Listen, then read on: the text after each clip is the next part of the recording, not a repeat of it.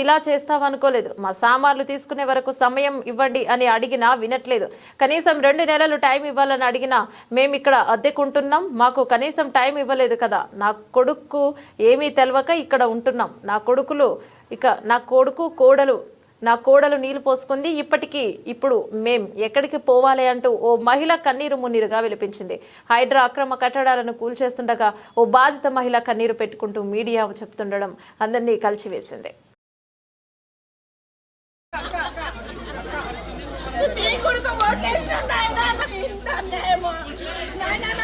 తప్పు కాదు, మీరు ఉండొచ్చు కానీ టైం ఇవ్వండి. ఓనర్స్ తప్ప, నా కొడుకు రూపాయి పెట్టింది నా కొడుకు తప్ప.